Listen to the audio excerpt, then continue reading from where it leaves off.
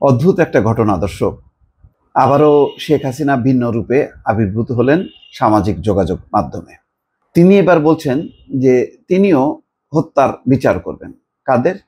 যেই পুলিশ সদস্যরা আন্দোলনের সময় নিহত হয়েছে তাদের হত্যার বিচার করবেন। এই কথাটা বলছেন খুব উদ্দেশ্যমূলকভাবে দুইটা কারণে। একটা হলো যে পুলিশের মধ্যে একটা বিভ্রান্তি ছড়ানো এবং পুলিশকে খেপায় তোলা। আরেকটা হচ্ছে হত্যার বিচার চাওয়ার মধ্য দিয়ে শেখ হাসিনা প্রমাণ করতে চাচ্ছেন যে তিনি হত্যার সঙ্গে জড়িত না, এবং জাতিসংঘের রিপোর্টকে কাউন্টার করা। জাতিসংঘ বাংলাদেশে জুলাই আগস্ট অভ্যুত্থানের সময় যেই হত্যাকাণ্ড সংঘটিত হয়েছে এটাকে গণহত্যা বলেছে। 1400-র উপরে মারা গেছে, 118 জন শিশু মারা গেছে। সেই হত্যার মূল নির্দেশদাতা হচ্ছে শেখ হাসিনা নিজে।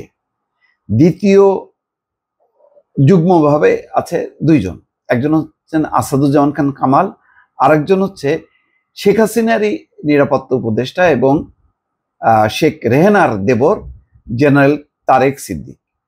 এইভাবে যখন নাকি একেবারে লিখিত আকারে 114 পৃষ্ঠা রিপোর্ট নিয়ে আসলো, ঠিক তখন আবার ভিন্ন রূপে তিনি আবির্ভূত হলেন সামাজিক যোগাযোগ মাধ্যমে, এবং সেটা আনন্দবাজার খুব দ্রুত ফলাও করে প্রচার করছে।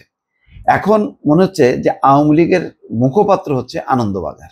আমি এই কারণে প্রতিদিন একবার আনন্দবাজার চেক করি, দেখি যে ওরা কি, ওদের মতলবটা কি, কি কি রিপোর্টগুলো তারা সামনে নিয়ে আসে, এবং দ্রুত চেষ্টা করি সেই বিষয়ের উপরে আমার মতামতটা দিয়ে এবং প্রকৃত ঘটনাটা কি সেই বিশ্লেষণটা একটু তুলে ধরার চেষ্টা করি দর্শক। জানি না কতটুকু পারি। যাই হোক, এখানে বলা হচ্ছে যে আওয়ামী লীগের জন্য অনুকূল পরিস্থিতি তৈরি হলে বাংলাদেশে ফিরতে চান সেই দেশের প্রাক্তন প্রধানমন্ত্রী শেখ হাসিনা। কত সম্মান দিয়ে, একবারও সেখানে লিখলো না যে পালিয়ে যাওয়া, পলাতক, পতিত, স্বৈরাচার, সেই শব্দগুলি লিখলো না। মানে মনে হচ্ছে যেন একটা খুব উনি সাবেক প্রধানমন্ত্রী, আবার নির্বাচন হবে, উনি ক্ষমতায় আসবেন, এরকমই একটা ভাব আর কি। যাই হোক, সোমবার রাতে বাংলাদেশবাসীর উদ্দেশ্যে এক ভার্চুয়াল বার্তায় সেটি বোঝানোর চেষ্টা করলেন আওয়ামী লীগের নেত্রী। আওয়ামী লীগের সমাজ মাধ্যমের পাতায়, অর্থাৎ তাদের অফিসিয়াল পেজে আওয়ামী লীগের হাসিনার বক্তৃতা সরাসরি সম্প্রচার করা হয় সোমবার রাতে। নিজের বক্তৃতার পরে কয়েকজন সাধারণ মহিলার সঙ্গেও কথা বলেন তিনি। আওয়ামী লীগের দাবি, ওই মহিলারা বাংলাদেশে জুলাই আন্দোলনের সময় আক্রান্ত পুলিশ কর্মীদের পরিবারের সদস্য। কথাবার্তার সময় এক পুলিশ কর্মীর বিধবা স্ত্রী হাসিনাকে জানান তার স্বামী কিছুই রেখে যাননি পরিবারের জন্য, ঘরে সন্তান রয়েছে। এই অবস্থায় হাসিনার সাহায্য প্রার্থনা করেন ওই মহিলা। জবাবে হাসিনা বলেন, অবশ্যই আমি সাহায্য করব, আমি আসব। আওয়ামী লীগের দাবি, গত বছরের জুলাই আগস্ট মাসের আন্দোলনের সময় আক্রান্ত পুলিশ কর্মীদের পরিবারের সদস্যরা বিচার পাচ্ছেন না বর্তমান অন্তর্বর্তী সরকারের আমলে। তাদের উদ্দেশ্যে হাসিনা আশ্বাস দেন ওই পরিবারগুলিও ন্যায় বিচার পাবে।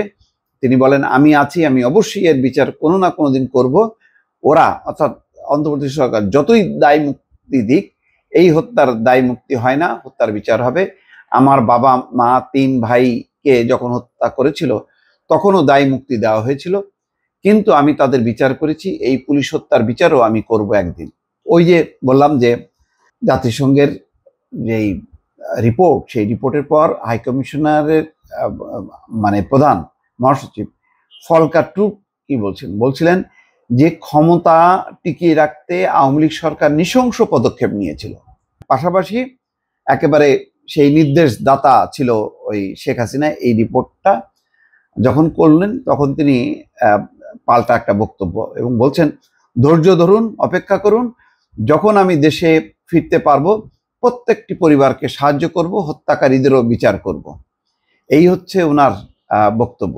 আবার অপারেশন ডেভিল হান্ট নিয়েও তিনি প্রশ্ন তুলছেন যে কোন শয়তানের খোঁজ চলছে, কে শয়তান, তা নিয়ে প্রশ্ন বাংলাদেশের প্রাক্তন প্রধানমন্ত্রী। তিনি বলেন, এখন শুরু হয়েছে অপারেশন ডেভিল হান্ট। কে ডেভিল, কাকে খুঁজছে? আন্দোলনের সময় ধৃত পুলিশ কর্মীদের পরিবারের পরিস্থিতির কথা তুলে ধরে হাসিনা অভিযোগ করেন অন্তর্বর্তী সরকার দেশ চালাতে ব্যর্থ।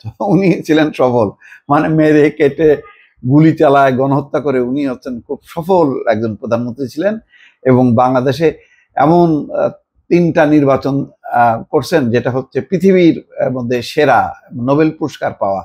আসলে শেখ হাসিনাকে ওই 3টা নির্বাচনের জন্য 14, 18, 24 সর্বশেষ যে নির্বাচন, এই 3টা নির্বাচনের জন্য ওনারে স্পেশাল একটা নোবেল পুরস্কার দেওয়া উচিত। কি ভুল করছে কেউ বুঝলো না আসলে। শেখ হাসিনার এত চমৎকার শাসন, এত চমৎকার নির্বাচন, এটা আন্তর্জাতিকভাবে কোনো স্বীকৃতি পাইল না, বুঝলো না কেউ আসলে। একদিন হয়তো বুঝবে আর কি, তখন আফসোস করবে এবং পৃথিবীব্যাপী সবাই চেষ্টা করবে শেখ হাসিনার এই 3টা মডেল নির্বাচন অনুসরণ করার জন্য। ভালো থাকবেন, আল্লাহ হাফেজ।